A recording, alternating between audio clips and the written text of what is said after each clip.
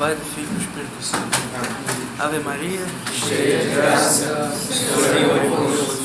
Bendita sois vós entre as mulheres, e bendito é o fruto do vosso ventre, Jesus. Santa Maria, Mãe de Deus, rogai por nós, pecadores, agora e na hora de nossa morte. Amém. Auxílio dos cristãos, rogai por nós. Em nome do Pai, do Filho e do Espírito Santo. Amém.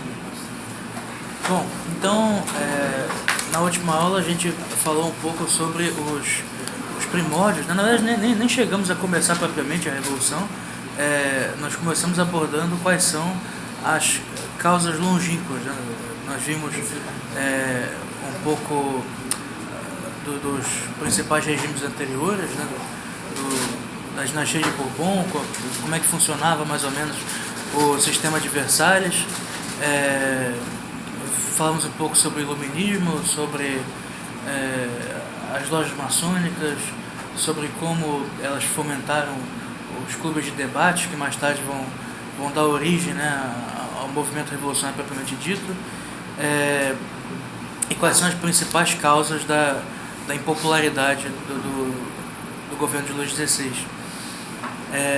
Para nós recapitularmos, né, eu falava um pouco sobre a crise econômica que a França enfrentava. Ela enfrentou nos 2 anos anteriores à Revolução de 89, né, colheitas terríveis.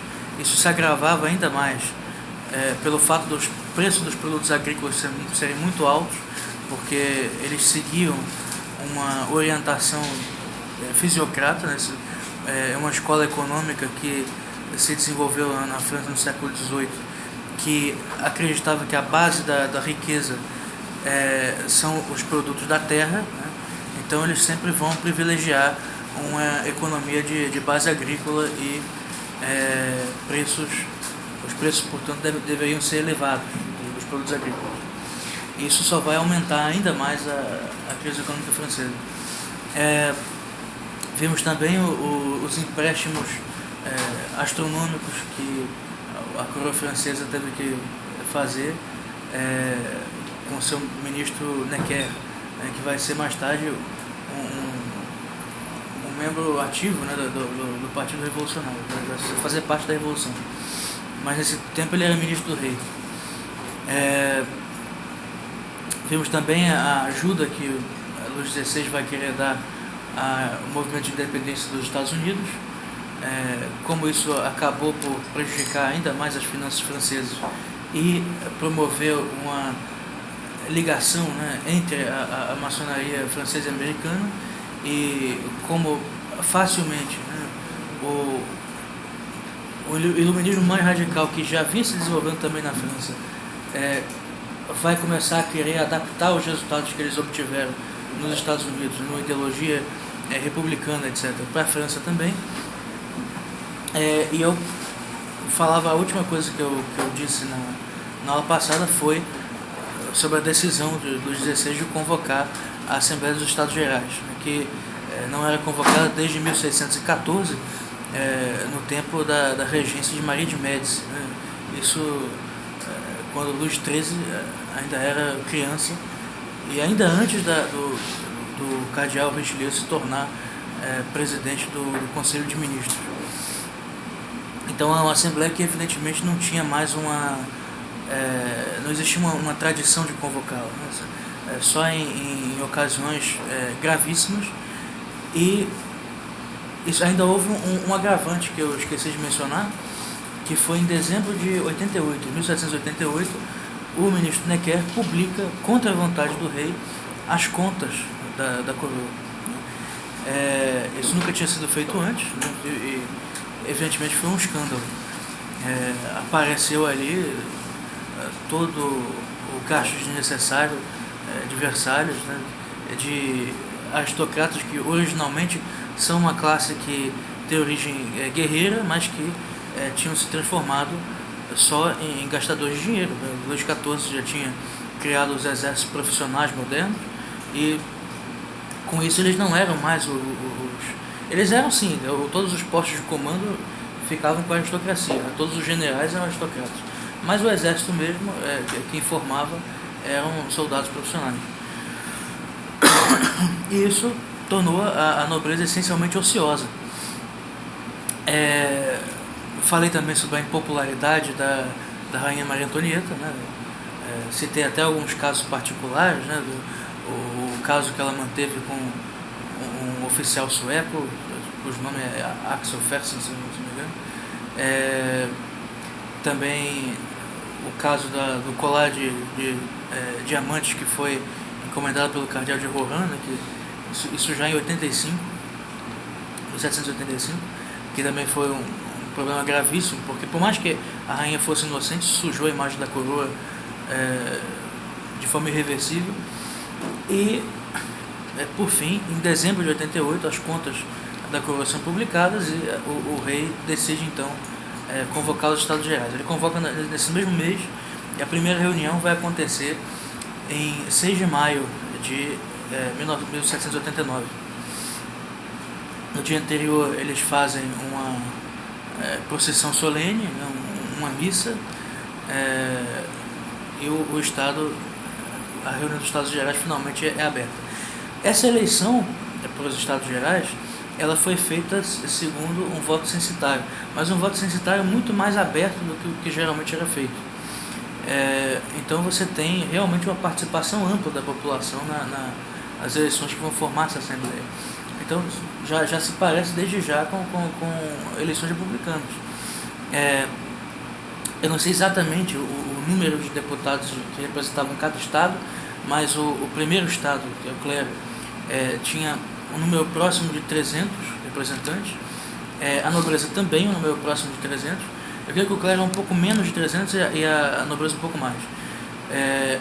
E o terceiro estado tinha 600. É claro que isso ainda não é uma proporcionalidade absoluta, porque a nobreza e o clero juntos representavam 4% da população. Os outros 96% eram o terceiro estado. Então não eram representantes da burguesia ou então do campesinato, não, é de todas as outras classes. O povo inteiro formava o terceiro estado. Isso pode parecer injusto, né, à primeira vista, e foi uma contestação que se fez, né, numa das primeiras reuniões dos Estados Gerais. O Brissot, que era o chefe do partido da Gironda, né, que mais tarde vai ter uma atuação muito importante no regime já revolucionário. Existiam 3 clubes de debate fundamentais, né, dos girondinos, que é presidido por ele. Esse nome girondinos vem de Gironda, porque o departamento da Gironda, onde fica Bordeaux, é o centro dos debates que acabaram gerando esse clube. Mais tarde estou chamando um partido propriamente dito. O clube dos Cordeliers, né, fundado por Georges Danton, que mais tarde vai ser ministro da Justiça no governo da Convenção Nacional. Georges Danton é um advogado e também jornalista, né, publicava tinha várias publicações diferentes. Esse nome Cordelier vem dos franciscanos, em francês Cordelier, a corda que os franciscanos amarram no seu hábito. E o clube dos jacobinos, né, liderado por Robespierre. Esse nome Jacobin em francês é o termo que eles usam para dominicano, porque existia um convento dominicano na rua de São Jacó, então eles usavam o nome Jacobin para designar a ordem dominicana. Então tem nomes de ordens religiosas, mas os religiosos não tinham nada. Eram clubes de debates criados pelas lojas maçônicas para debater ideias revolucionárias. Todos eles tinham tendência republicana em geral, mas existiam vários monarquistas ali que defendiam a monarquia constitucional, etc. O essencial era a unidade deles na luta contra a Igreja Católica. Como eu disse na primeira aula, a Revolução Francesa foi essencialmente anticatólica, anticristã. A monarquia poderia ter permanecido no poder, né? Infelizmente o curso das coisas fez com que isso não fosse possível mais. E o combate deles à Igreja Católica e à civilização cristã acabasse tendo que passar por uma abolição da monarquia. Mas se isso não fosse necessário, não teriam feito. Portanto, a Assembleia dos Estados Gerais começa suas reuniões em maio. Uma das primeiras coisas que foi proposta foi isso, a visão de que era desproporcional e injusto o voto por Estado, né, que eles iam decidir as coisas, teria o voto do primeiro Estado, o voto do segundo Estado e o voto do terceiro. Sendo o terceiro Estado 96% da população, né, representantes de 96% da população, eles exigiram o voto por cabeça. E no voto por cabeça, evidentemente, são 600 deputados e sempre uma parte da nobreza aderindo, né, e do clero também, vergonhosamente, aos ideais iluministas, etc. Eles iam querer fazer todas as reformas no Estado que eram desejadas pelos revolucionários. Então, o voto por cabeça foi recusado pelo rei. O rei presidia as sessões dos Estados Gerais e era um pouco complicada a dinâmica, né, de como essas sessões aconteciam. Mas, basicamente, para vocês entenderem o interesse de cada um, todos queriam, em primeiro lugar, pensar nos problemas econômicos da França, fazendo com que a cobrança de impostos atingisse uma das duas classes privilegiadas. Então, a nobreza geralmente propunha que o clero, a igreja no território francês, passasse a pagar impostos, isenta. E o clero fazia a mesma coisa com a nobreza, dizia que a nobreza tinha que pagar impostos. O terceiro Estado propunha reformas bem mais radicais. A figura que mais brilhou nesses debates na primeira fase da Revolução foi Mirabeau, sem dúvida. É um homem de uma eloquência impressionante, uma figura também até fisicamente imponente, né? Um homem gordo, né? Com os cabelos ruivos e parecia um leão, né? Uma aparência furiosa também. É uma pessoa que naturalmente se destacava. Também uma pessoa culta, né? Diferente da maioria dos representantes do terceiro Estado. Então, o que começa a acontecer nesse momento é uma cisão dentro das duas classes privilegiadas. Você tem a aristocracia dividida entre grupos ali que pertenciam à maçonaria, né, e que defendiam já a formação de uma Assembleia Nacional, eleições diretas e a abolição de todos os privilégios, etc. E outros grupos que defendiam o rei, né, e o regime tradicional. Diante da recusa do rei de criar o voto por cabeça, ele se retira durante uma sessão, isso já em junho de 79, a reunião estava acontecendo já há um mês, e o rei se retirando, a sessão estava suspensa e todos os outros deputados do primeiro e do segundo Estado se retiraram também da sessão. Isso ocorreu em Versalhes, não tinha dito isso antes. O terceiro Estado, os membros já tinham combinado e permaneceram todos sentados ali. Eles não se retiraram quando a sessão foi suspensa. Nesse momento, chega um guarda e pergunta o que eles estão fazendo ali. Né? E o futuro prefeito de Paris, o Bailly, que é um astrônomo, professor, se senta na cadeira do que deveria presidir a sessão da Assembleia dos Estados Gerais e diz: não, nós estamos numa sessão da Assembleia Nacional Francesa. O senhor se retira, por favor. Ele vai até os aposentos do rei e pergunta o que eles devem fazer. O rei, nesse momento, jantava com a sua esposa, Maria Antonieta, e o conde de Provença, o futuro rei Luís XVIII, irmão dele, irmão mais novo. O conde de Provença diz: expulse eles imediatamente. Você não pode permitir que essa reunião continue, porque você vai perder a autoridade. Mas o rei sempre foi um homem um pouco mais medroso, né, e decidiu permitir que eles ficassem ali, embora impugnasse a Assembleia Nacional. Ele disse que eles fiquem, e qualquer decisão que eles tomarem, eu vou vetar. Dito e feito, né, eles tomaram várias decisões durante essa noite, combinaram já como funcionaria a Assembleia, futura Assembleia Constituinte, estabeleceram os princípios para a futura Constituição Civil do Clero e todas as reformas que viriam mais tarde. Quer dizer, um tiro no pé, desejo de parecer benevolente, às vezes acaba fazendo com que certos estadistas não tomem as medidas que são necessárias para reprimir alguém que nunca esteve comprometido com a legalidade. Então o que acontece em seguida é que os representantes do terceiro estado se retiram depois do fim da sessão da dita Assembleia Nacional. No dia seguinte o rei interdita o local, diz que as sessões estão suspensas por tempo indeterminado, e os representantes do terceiro estado decidem se reunir mesmo assim.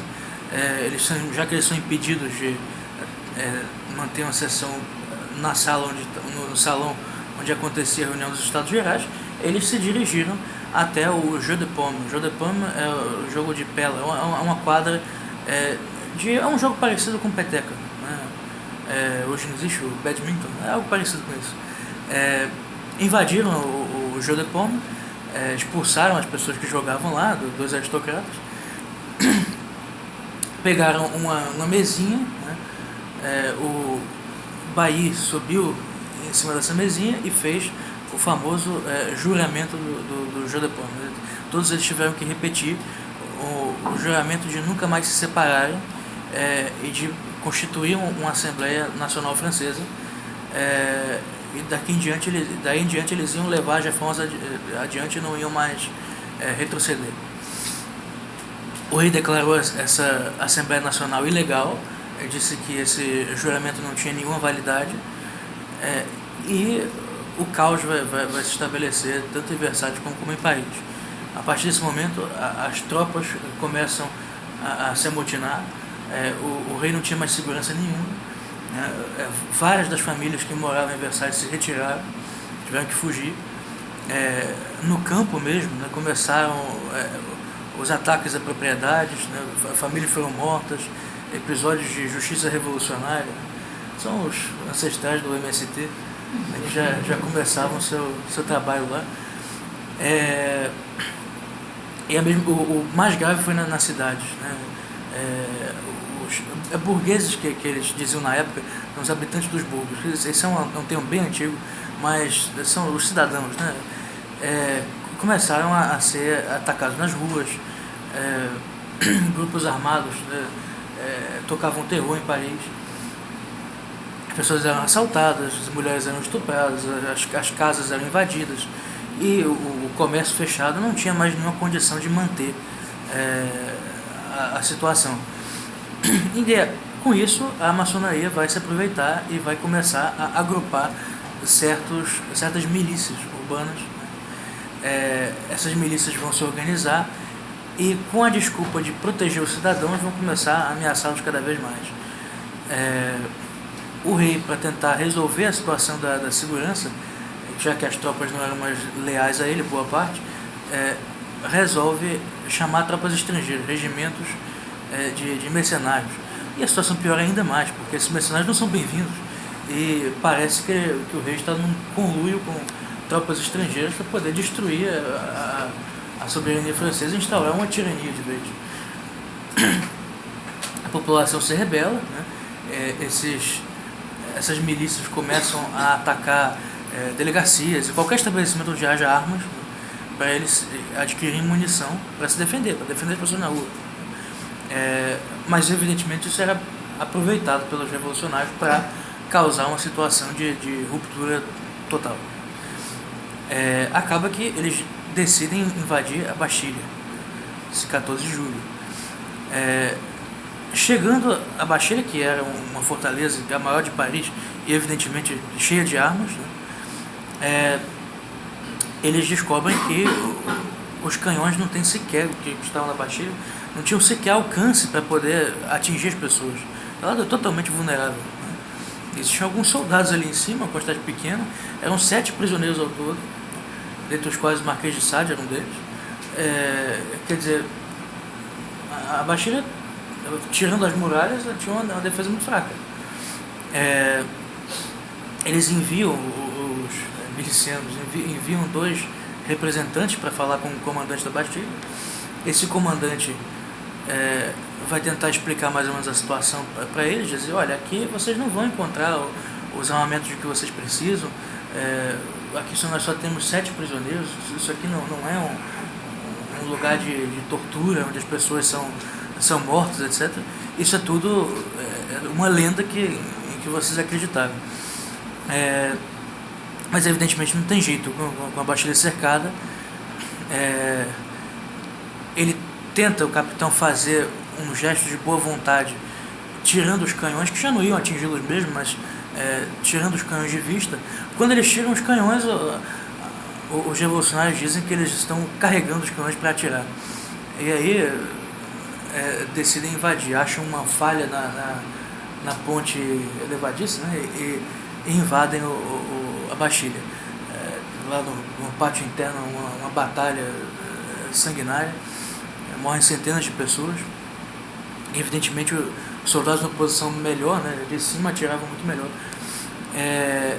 E o que você obtém com isso é um massacre. No final do dia, chegam tropas aparentemente leais ao rei e que deveriam promover que deveriam proteger a Bastilha e criar uma situação de ordem, né? Mas isso não acontece, porque essas tropas são da recém-fundada, ilegalmente também, Guarda Nacional, pelo Marquês de Lafayette. O Marquês de Lafayette tinha sido um herói de guerra nos Estados Unidos. Ele tinha ajudado as tropas revolucionárias americanas, né? E tinha comandado uma esquadra francesa que veio ajudar os revolucionários. Mais tarde, lá na França, vai se tornar uma figura de muito respeito, muito amado pela população dele, e vai se autoproclamar o presidente da Guarda Nacional, o chefe da Guarda Nacional. Essa Guarda Nacional vai adotar um emblema, né, com as cores de Paris, né, da prefeitura de Paris, que são o vermelho e o azul. E mais tarde, para mostrar sua lealdade ao rei, o Marquês de Lafayette vai colocar a cor branca também. Essas são as futuras cores da bandeira francesa. Elas não são, portanto, liberdade, igualdade e fraternidade, como as pessoas acham, né? É o símbolo da prefeitura de Paris e da monarquia. Então a bandeira qual era? Até então era a bandeira dos Bourbons. Exatamente. O brasão da família é o brasão da família, e às vezes é uma bandeira branca com a flor de lis. Mas não existia essa ideia de bandeira como símbolo nacional. Ela começa a partir da Revolução Francesa. Então, essas tropas ajudam, né, a milícia urbana a invadir a Bastilha cai, o pobre comandante é decapitado, sua cabeça é colocada no espeto, uma coisa horrível. A Bastilha é dinamitada, destruída, e a partir daí o rei percebe que não tem mais poder nenhum, não tem mais nenhum controle da situação. Ele decide, portanto, aceitar a formação da Assembleia Nacional e da Guarda Nacional. Ele vai de Versalhes a Paris. Em Paris é recebido pelo autoproclamado prefeito de Paris, o Bailly, e pelo Marquês de Lafayette. Lafayette presenteia o rei com o emblema da Revolução. O rei coloca no seu chapéu o emblema da Revolução. Uma humilhação terrível. A partir desse momento, nós consideramos que começa a Revolução propriamente dita. Essa Assembleia Nacional, portanto, vai substituir a Assembleia dos Estados Gerais e vai começar o projeto de elaborar uma Constituição para a França e uma Constituição civil para o clero, para formar um clero nacional francês. Numa dessas reuniões, eu acredito que a mais famosa é a de 26 de agosto de 89, quando eles proclamam os direitos do homem e do cidadão, né, que são um claro eco de princípios da maçonaria e também da filosofia de Rousseau. Eles dizem que eu vou ler para vocês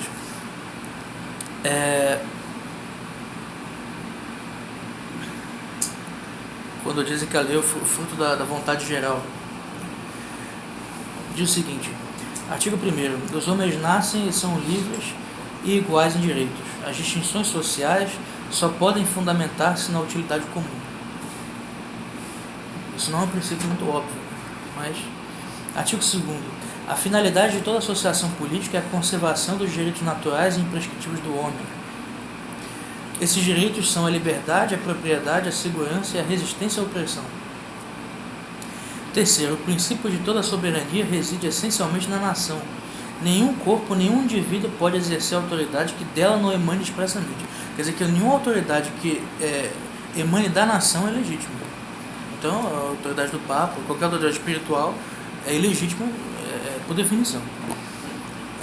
Quarto, a liberdade consiste em poder fazer tudo o que não prejudica o próximo. Assim, o exercício dos direitos naturais de cada homem não tem por limite senão aqueles que asseguram aos outros membros da sociedade o gozo dos mesmos direitos. Esses limites apenas podem ser determinados pela lei. E, enfim, o artigo 6º, que esse é o mais conhecido, a lei é a expressão da vontade geral. Essa é uma ideia absurda, a lei é a expressão da vontade geral. Quer dizer, então, que se a vontade geral for o nazismo vai ser legítimo. Todos os cidadãos têm o direito de concorrer pessoalmente ou através de mandatários para a sua formação. Ela deve ser a mesma para todos, seja para proteger, seja para punir. Todos os cidadãos são iguais a seus olhos e igualmente admissíveis a todas as dignidades, lugares e empregos públicos segundo sua capacidade e sem outra distinção que não seja a das suas virtudes e seus talentos. Bom, já percebemos aqui que o princípio da igualdade total entre os cidadãos e igualdade de dignidade, igualdade de direitos já está estabelecida. Essa igualdade de maneira nenhuma é uma coisa óbvia e eu diria mais, não é justa. Nós temos que dizer isso. A ideia, por exemplo, de que o voto na Assembleia dos Estados Gerais anterior deveria ser por Estado, parte dessa premissa, de que o voto das pessoas do terceiro Estado, ele realmente vale menos, não porque eles sejam ontologicamente inferiores diante de Deus, não é isso. A questão é a seguinte: uma pessoa que possui uma formação superior, que possui terras, que possui uma responsabilidade muito maior, não é que ela valha mais, mas a sua palavra tem que ter mais peso. Uma pessoa que tem uma autoridade espiritual, o que ela diz deve ter mais peso. Então, as pessoas, é daí que vem o tratamento de voz. Voz, originalmente, a segunda pessoa do plural deveria se dirigir a uma coletividade. Mas por que ela se dirige? Você pode se dirigir a uma pessoa como voz. É uma pessoa só que vale por muitas. Uma pessoa que tem mais valor. Na França até hoje, eles usam o vous para se tratar, quando se trata de alguém que a pessoa tem respeito. Então a questão é a seguinte: o princípio que está por trás da proclamação dos direitos do homem e do cidadão é o princípio da igualdade absoluta entre indivíduos desiguais, e também do predomínio do poder temporal sobre o espiritual. Nós temos que lembrar aqui que o Estado francês ele não tinha Constituição, o rei governava por decreto. Mas mesmo que tivesse uma Constituição, existiam certos princípios que eram anteriores a essa Constituição.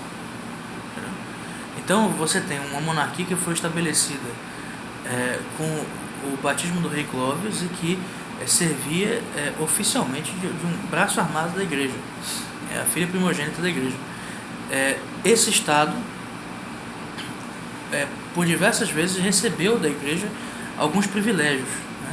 Tinha reis que eram sagrados por bispos, e esses reis tinham, inclusive, alguns poderes espirituais. Isso aí, existia uma cerimônia anual em que o rei abençoava as pessoas.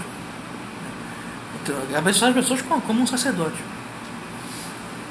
Então, você vê que a ligação entre poder espiritual e temporal não era essa coisa mecânica, essa separação que nós imaginamos hoje. Não, um rei sagrado por bispo, ele era uma pessoa, esse é o termo que o Bossuet usa, é uma pessoa sagrada. Outra pessoa sacrée. Ele se dirigia assim ao rei. Então é uma pessoa que tem investida de certos poderes diante dos homens por causa de Deus, o poder divino, o direito divino. Então, evidentemente, o poder do rei sendo dado pela Constituição, a Constituição revolucionária francesa da primeira fase, ela manteve o rei no poder e ele detinha o poder executivo. Quer dizer, ele tinha um papel ainda mais importante do que na maioria das monarquias hoje. A maioria das monarquias hoje tem o primeiro-ministro e o rei é só figura decorativa. Nesse tempo não, o governo revolucionário da primeira parte, o rei detinha o poder executivo, não tinha primeiro-ministro. Quer dizer, ele mantinha os poderes, mas a mudança é muito mais radical no seguinte: esses poderes eram dados pela Constituição.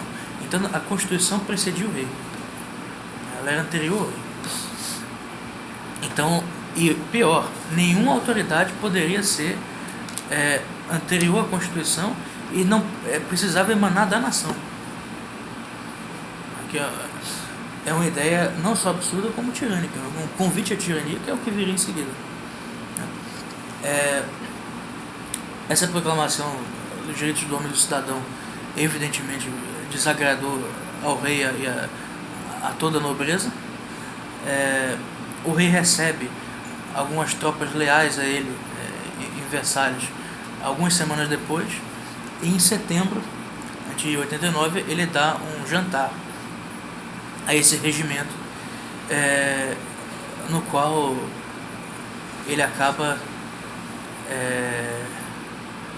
como é que eu vou dizer, ele não, mas esse regimento acaba se cedendo, e pessoas já embriagadas acabam gritando contra a revolução, contra a Constituição, pegam os seus emblemas, né, revolucionários que tinham sido obrigados a usar, retiram das suas jaquetas e pisam neles.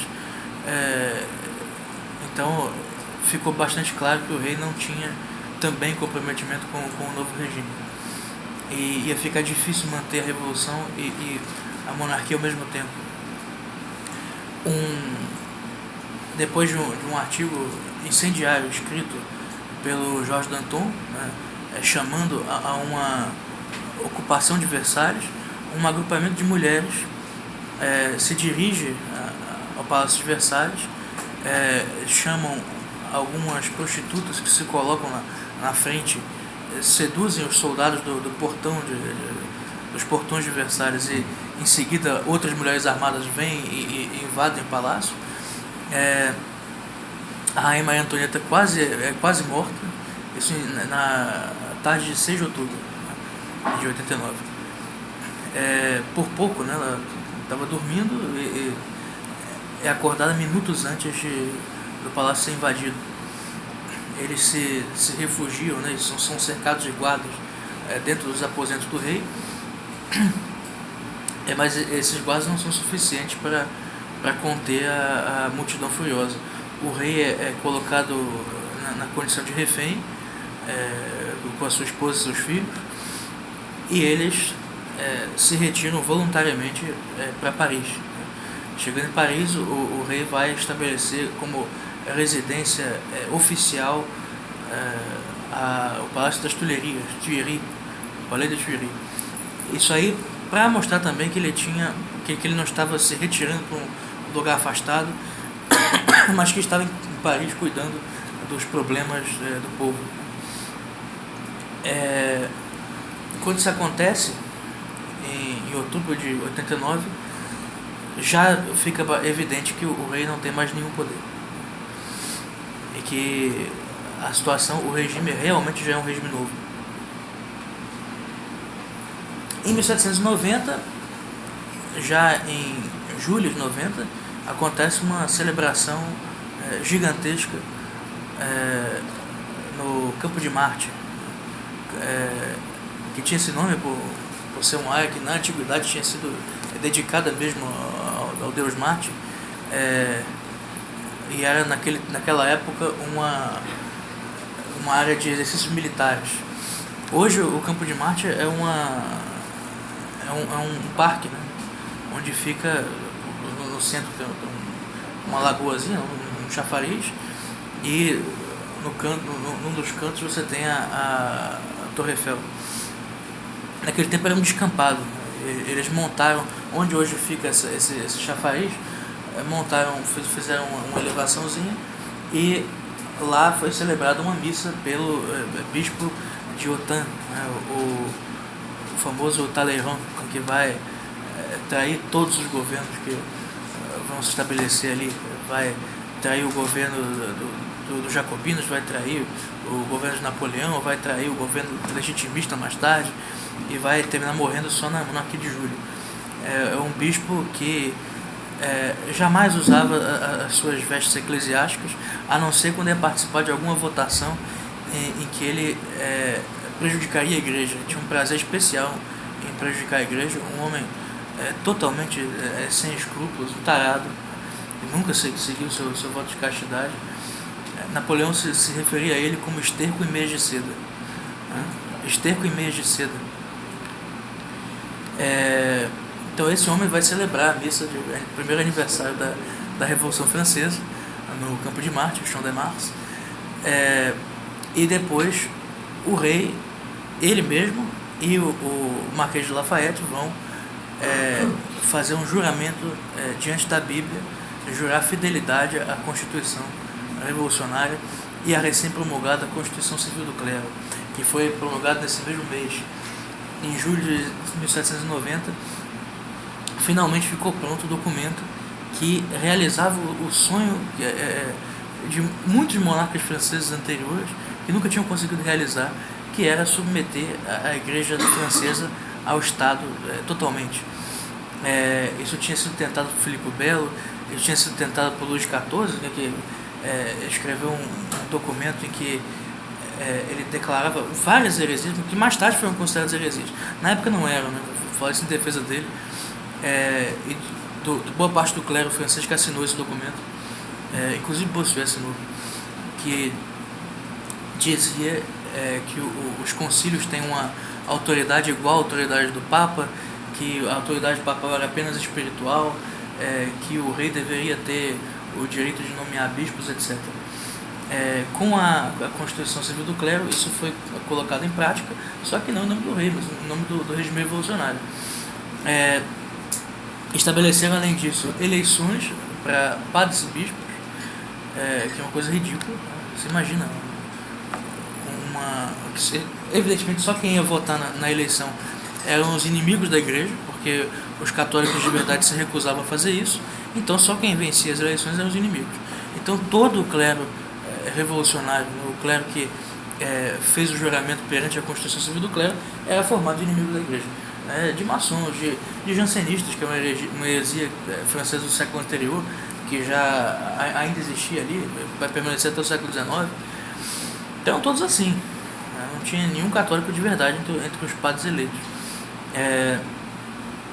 Houve uma divisão muito grande, né, entre os bispos sobre a respeito de se eles iam seguir ou não a Constituição Civil.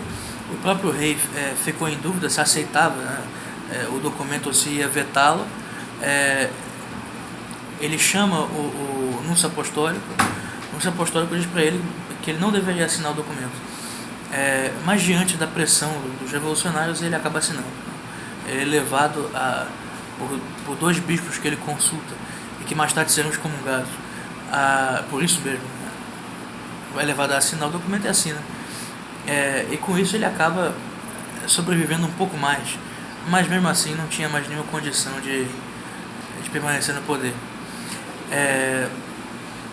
Aos poucos, né, esse regime vai se tornando cada vez mais instável, porque ele queria romper com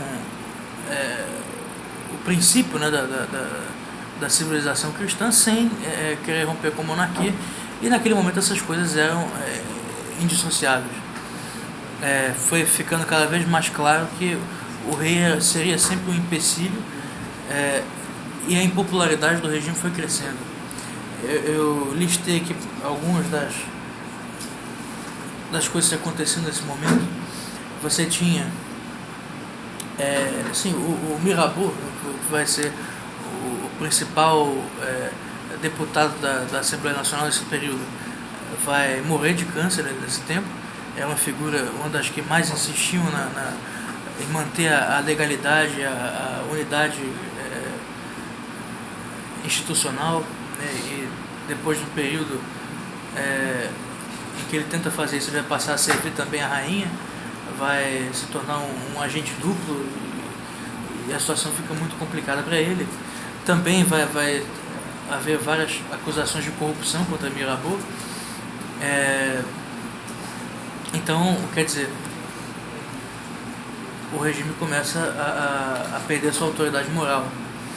Mirabeau vai ser acusado, inclusive, de manter um ministro no poder do tempo de Luís XVI, que deveria ser retirado, porque estavam fazendo denúncias contra eles, mas ele quis manter esse ministro e fez uma pressão muito grande dentro da Assembleia, porque esse ministro teria feito um pagamento de propina para ele.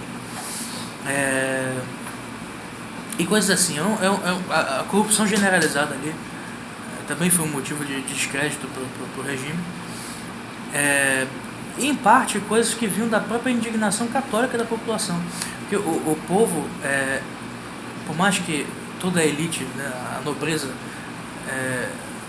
e os grandes, né, também burocratas, etc., que movimentaram a revolução, movimentaram os clubes de debates, as lojas maçônicas, etc., o povo mesmo permanecia católico.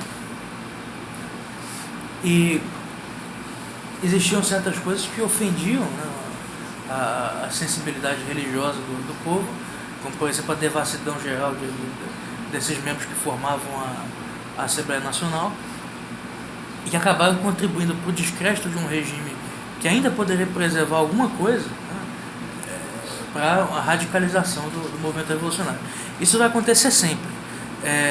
Sempre que existe uma situação em que uma ordem secular ou milenar é desestabilizada, o regime vai se radicalizando cada vez mais, e no momento em que você tem instaurado uma situação de anarquia, na anarquia sempre quem vai vencer é o mais forte. Então você tem uma tirania que surge da anarquia. Isso o velho Aristóteles já sabia. Ele dividia os regimes políticos em 3 tipos fundamentais. Você tem as monarquias, as aristocracias e as repúblicas. Ele falava também das 3 formas degradadas desses regimes.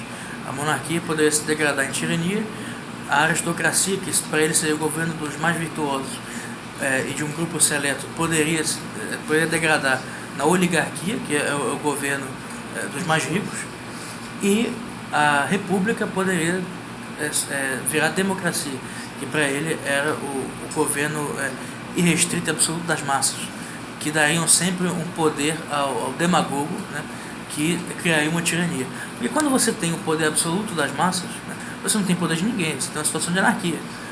E da anarquia sempre vai vencer o tirano. E é isso que vai acontecer na Revolução Francesa, no momento em que ela, já na fase posterior, já está caindo em descrédito, vai subir ao poder Napoleão. Vai acontecer a mesma coisa na Revolução Russa. Você tem primeiro uma fase mais moderada, em 1905, né, quando acontece uma revolução que vai dar mais poder à Duma, né, que é o parlamento russo. O regime do czar vai adotar uma constituição, que antes de governar também por decreto, chamado de ukaz, né, os decretos do czar. Vai passar a governar também por uma constituição. Em fevereiro de 17 sobe um governo republicano, mais tarde um governo comunista, e o regime vai ficando cada vez mais instável, até o ponto da anarquia completa, que é o chamado comunismo de guerra, né, do tempo da Guerra Civil. E quem vai subir ao poder durante esse período vai ser Stalin, que vai transformar aquilo num governo totalitário. Não que em princípio ele fosse bom, pelo amor de Deus. Não estou dizendo que Stalin vai perverter a revolução, de maneira nenhuma. Vai ser a realização máxima daquilo que estava desde o princípio previsto, que é a mesma coisa que vai acontecer na Revolução Francesa. Todo o ideal libertário que quer realizar, Hegel já dizia isso, que quer realizar uma ideia abstrata no plano concreto, você quer realizar uma sociedade perfeita, né? um ideal abstrato de sociedade dentro do mundo concreto, a primeira coisa que algo abstrato para passar para o plano concreto faz é negar a si mesmo. Portanto, ele passa por a tese vai passar por uma antítese. Portanto, a primeira coisa que vai ser acionada, por assim dizer, dentro de um movimento revolucionário assim, estruturado, vai ser um impulso de destruição cega. Então, naturalmente, a revolução vai criar uma situação anárquica, da qual vai surgir uma tirania posterior. Então, a morte do Mirabeau, que era das figuras mais populares ali, e que conseguia, pela sua competência, pela sua inteligência, manter alguma ordem nesse regime, a morte dele, em 1791, vai enfraquecer ainda mais o regime.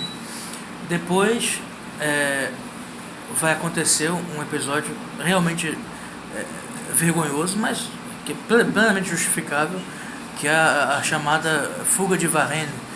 O Luís XVI vai, diante da impossibilidade de vetar a Constituição Civil do Clero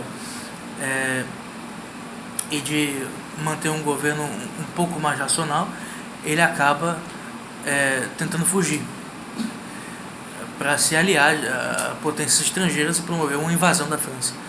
Ele não consegue fazer isso. Ele é pego antes de atravessar a fronteira, é preso, e mais tarde o governo tenta salvar as aparências por influência do Marquês de Lafayette, chefe da Guarda Nacional, que era um patriota, né, um homem que não queria essa mancha sobre o governo francês, etc.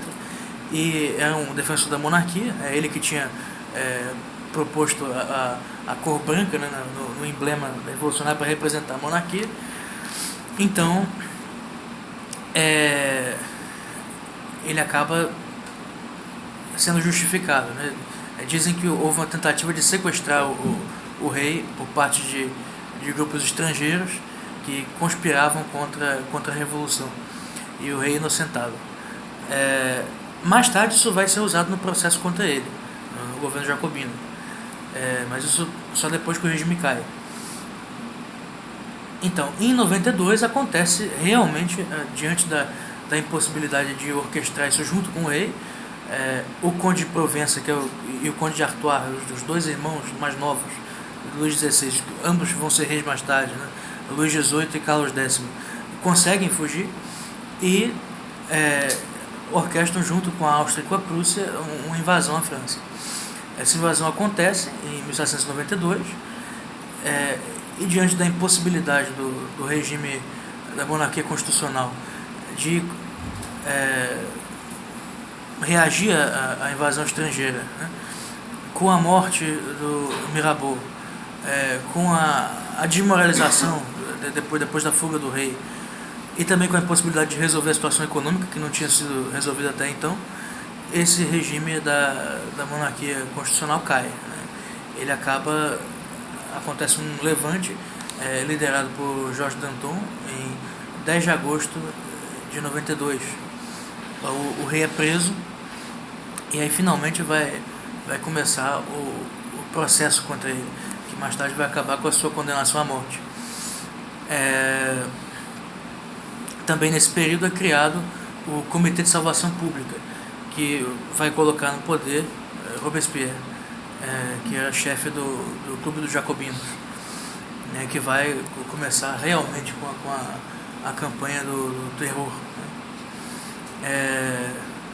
Bom, por hoje eu encerro, né? Fiz algumas observações sobre essa primeira parte da Revolução. Nós temos que ver também, acho que esqueci de mencionar o massacre no Campo de Marte. Foi um outro evento que trouxe uma impopularidade muito grande pro regime, que foi o seguinte: no momento em que o regime começava já a cair, né, se desfazer, o Chodelos de Laclos, um escritor famoso, já tinha, durante o regime monárquico, tinha escrito Les Liaisons Dangereuses, As Ligações Perigosas, que é um romance semi-pornográfico. que ele era militar, né? Aristocrata. O Laclau escreve um documento propondo uma reformulação da Constituição e da Assembleia Nacional. Esse documento é levado a um comitê do Clube dos Cordeliers no Campo de Marte, e a Guarda Nacional acaba havendo um problema na cadeia de comando, e eles acabam acidentalmente abrindo fogo contra a população. O povo começa a jogar pedras contra a Guarda Nacional, e o resultado, 50 pessoas morrem. Isso vai ser mais uma das razões do descrédito desse regime. Tá certo, gente? Então é isso. A primeira fase do governo Bolsonaro mostra para nós que existe um certo trajeto natural que vai levando cada vez mais a revolução a uma radicalização, porque ela rompeu com o princípio que mantinha aquela estabilidade. Eu falei na primeira aula para vocês que no século XIX a França não conseguia mais manter nenhum regime. A cada década ela trocava de governo, de tipo de governo. Você teve a monarquia de Julho, a Restauração, depois a monarquia de Julho, depois a República de 1848, depois o golpe de Luís Bonaparte, Napoleão III, depois ele cai, vem a Comuna de Paris, fica 3 meses, toca o terror em Paris, mata todos os padres, depois vem a Terceira República. Quer dizer, é impossível, não existe nenhuma estabilidade mais. Porque você rompeu com o princípio, que é o princípio cristão, que mantinha ali a estabilidade e a legitimidade do governo. A própria ideia de legitimidade vai sumir com isso. Se tudo tem que partir da Constituição, e se não existem princípios que são anteriores a ela e que vão reger as leis e a forma como as leis são feitas, então tudo aquilo que se decide dentro de uma Assembleia vai ter autoridade total. Isso é uma coisa muito perigosa. O próprio Mirabeau falava isso. Existia o risco de nós criarmos uma ditadura ainda pior, uma tirania ainda pior. Porque eu digo uma tirania porque realmente a monarquia absoluta de adversários não era o melhor dos mundos. Já era uma concentração de poder indevida que tinha surgido no contexto da Revolta da Fronda, quer dizer, por uma necessidade mesmo. Mas já era parte de um processo que nós podemos chamar também de revolucionário, sob certo aspecto. Já havia uma ingerência da coroa sobre a igreja, tanto que a aliança da monarquia era sempre com os galicanos e nunca com os jesuítas, que eram perseguidos. Em 1762 os jesuítas vão ser proibidos na França, vão ser expulsos da França por influência do Choiseul, que era o primeiro-ministro de Luís XV. Quer dizer, evidentemente não era o melhor dos mundos a monarquia de Versalhes. Já era um regime, em certa medida, tirânico. E esse é o processo, um processo universal. Né? A concentração de poder ela vai sempre crescendo, né? E a influência do Estado sobre os indivíduos ao longo dos séculos vai sempre crescendo.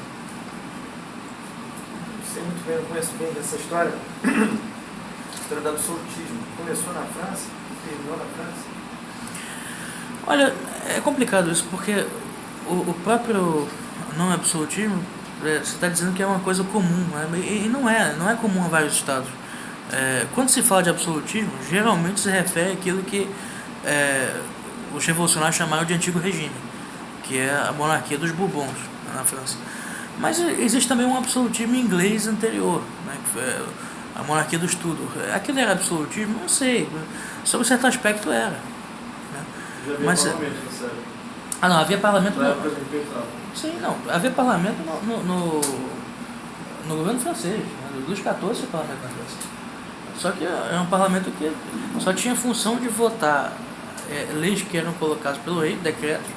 Não tinha Constituição, não tinha... Quer dizer, o poder legislativo como nós conhecemos hoje não existia. Mas parlamento já existia. Então, a pior das tiranias no século XVII e XVIII não tem nem comparação com o governo republicano atual. As coisas eram muito mais simples. O controle era muito menor. Outra lição que nós tiramos também sobre a Revolução, elas sempre vêm depois de uma fase de decadência do pensamento, do conhecimento humano, decadência cultural. Ao contrário do que se diz geralmente. Todos sempre dizem que a Revolução Francesa foi uma consequência da fermentação de ideias revolucionárias, de uma evolução do pensamento humano durante o século das luzes. Quando você vai comparar o que existia de filósofos e escritores, etc., na França do século XVIII, com a França do século anterior, é ridículo dizer isso. Foi uma decadência. Uma decadência. Comparar, até na filosofia, a França nunca teve uma tradição filosófica muito pujante. Se comparar a filosofia de um René Descartes, que por mais que fosse confuso e tenha realmente cometido vários erros, ainda tem um pouco de racionalidade, comparar isso com um Barão d'Holbach, que dizia que a consciência humana é uma secreção produzida pelo cérebro. Quer dizer, um homem desses não deveria jamais ser chamado de filósofo. Ele está falando dele, né? Pode ser, a consciência dele talvez fosse uma secreção.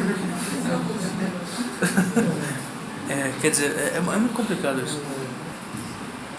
Então nós vemos assim que, como eu dizia, existe uma decadência do pensamento, né? Uma decadência cultural impressionante no período anterior à Revolução.